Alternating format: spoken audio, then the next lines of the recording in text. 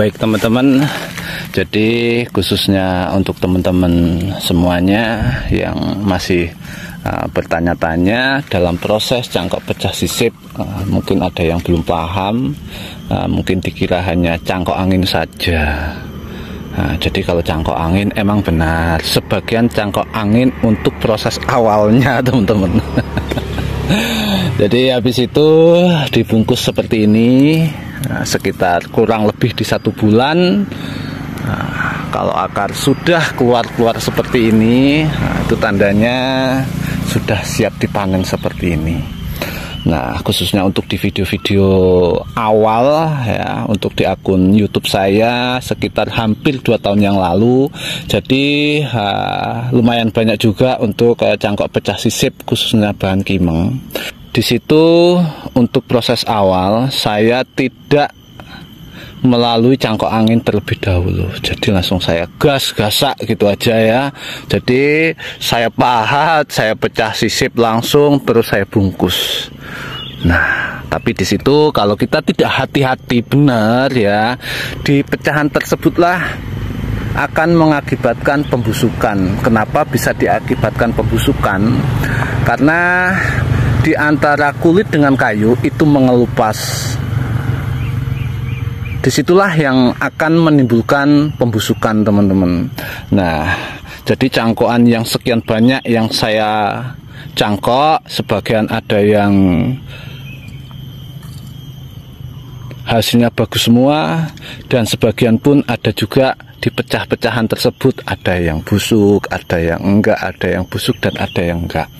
Nah, disitulah untuk berusaha belajar bagaimana caranya di bagian pecahan tersebut yang busuk ya bisa sembuh. Nah, mungkin teman-teman yang pernah mengikuti cara-cara seperti ini, cara-cara cangkok pecah sisip yang saya lakukan, mungkin ada yang sudah busuk ya, sudah pernah mengalami pembusukan di bagian pemecahan. Jadi yang perlu diperhatikan benar-benar ini teman-teman. Nah, kalau ada seperti ini ya, di sela-sela pecahan tersebut ada akar, jangan dibuang. Nah, gunanya untuk mengganti daripada pecahan yang busuk.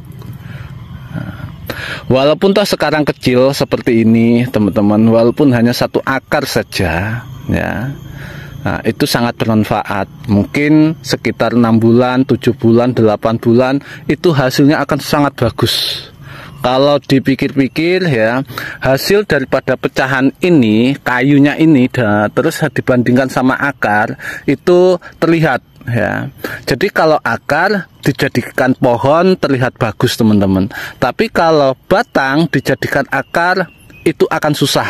Nah, jadi untuk kesimpulannya, akar itu untuk pengganti batang bagus ya. Kalau batang, pecahan batang seperti ini untuk dijadikan akar atau pengganti akar itu kurang. Nah, jadi seperti itu. Nah, kalau sudah seperti ini teman-teman, karena kemarin ada yang bertanya bisa langsung ditanam di pengegronan atau tidak, saya pastikan saya jawab bisa. Kalau akar sudah seperti ini, langsung tanam di pengegronan itu pun aman. Nah, dengan ranting-ranting yang kecil-kecil itu dikurangi teman-teman, taruhlah dikurangin sekitar minimal 30%. Jadi akar ini biar mampu untuk mencukupi kebutuhan daripada daun tersebut. Kalau akar tidak mampu, maka daun itu akan menguning, karena akar itu tidak mampu untuk mencukupi kebutuhan produksi daun, maka daun itu akan menguning. Jadi seperti itu teman-teman. Nah, kalau untuk media yang selama ini sekitar 2 tahun ini yang saya gunakan khususnya untuk di pengegronan, seperti video-video yang sering saya upload teman-teman. Nah, media yang saya gunakan menggunakan pasir kali atau pasir bangunan. Saya campur dengan sekam busuk ya, usahakan sekam busuk dan pupuk kandang, bisa pupuk kotoran sapi, pupuk kambing, kotoran kambing. Nah, khususnya untuk teman-teman di Tulang Bawang Lampung, itu untuk media di pengegronan itu sudah mulai menggunakan media pasir kali seperti ini teman-teman, dicampur dengan sekam dan pupuk kandang. Karena mungkin ya di tulang bawang Lampung ini menggunakan pasir kali seperti ini cocok khususnya untuk kimeng. Itu sangat cocok sekali. Mungkin di tempat teman-teman medianya lain karena faktor cuaca atau bagaimana, karena setiap wilayah itu cuaca berbeda-beda teman-teman.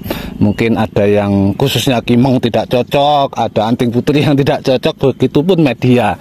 Jadi seperti itu, mudah-mudahan video yang singkat ini bisa menginspirasi khususnya teman-teman pemula dan tentunya tetap semangat.